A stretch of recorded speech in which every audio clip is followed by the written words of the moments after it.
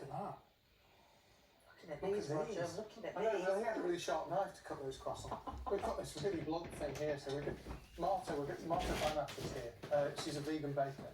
We're going to destroy them in a minute, I'm so sorry. Because they are magnificent. How do you get... I'm trying to avert my eyes, but I can't. What do you use in place of butter to get a result that looks as fantastic as that? So what we called in a pastry world, it would be just a margarine. You just have to find the right one, because not all of them will be suitable to do it. They can break the dough, they might not be so tasteful, so it was a very long journey to actually find the right one.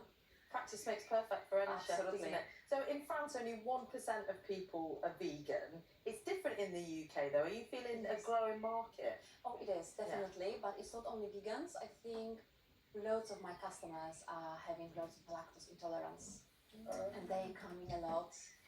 And I think the other part is all about sustainability and about the animals. So there's loads of people who are actually non-vegans. It's interesting here, one of them, I don't know if you can see it at the back, but I'll turn it actually. Let me just turn this around. It's a chocolate croissant, pain au chocolat, Yes. but it's actually, everything's chocolate, isn't it? I feel like you're pushing them further away from me. It is, yes. So I've never seen a croissant that actually has chocolate in the dough.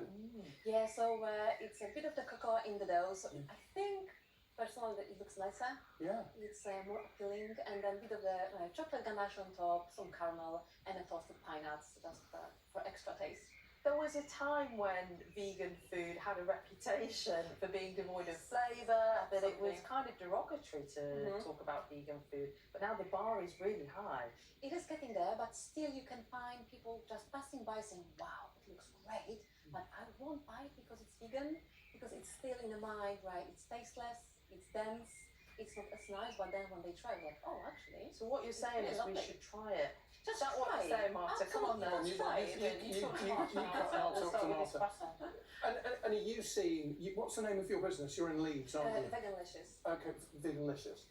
Are you seeing, in terms of the turnover that you're doing, that people are adopting vegan food? More, yes. So a great example, I'm doing some markets recently, and there were some couples coming through and they don't want to do it because it's vegan, but then one of them said, right, let's go for it. And then I got lovely messages saying, oh my God, it's the best croissant I've ever had, vegan or non-vegan. Is that fantastic? It looks very cream in croissant. it.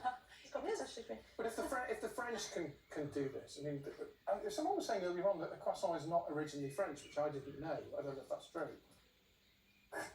Or enjoy. But if the French adopt it, then there's no reason. Is it good? Don't speak enough. It looks amazing. Nina's going to try and work her way through that in the next 3.5 minutes. So, in terms of the bake and everything else, is it exactly the same? You bake for the same amount of time, or? It is, yeah. So it's a very long process. It takes around 48 hours before we get to these results.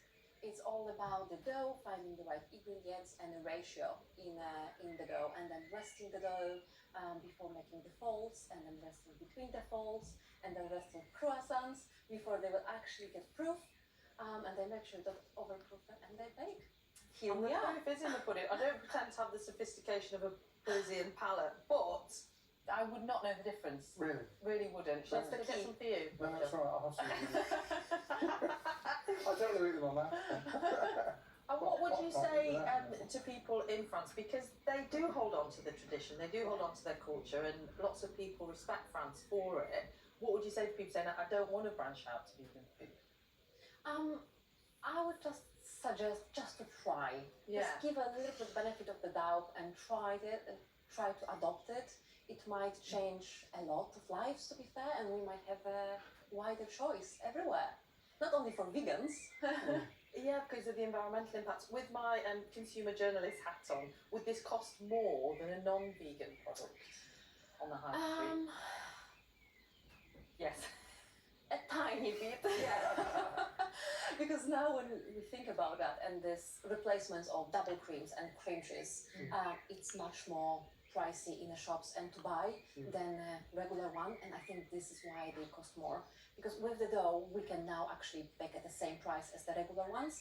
However, with everything what's coming in it, it's still much more expensive. And just Well, give it's us, a treat, isn't it? It's not something you're going to have every day. just in a quick sentence, what other things, desserts and things, are popular without butter?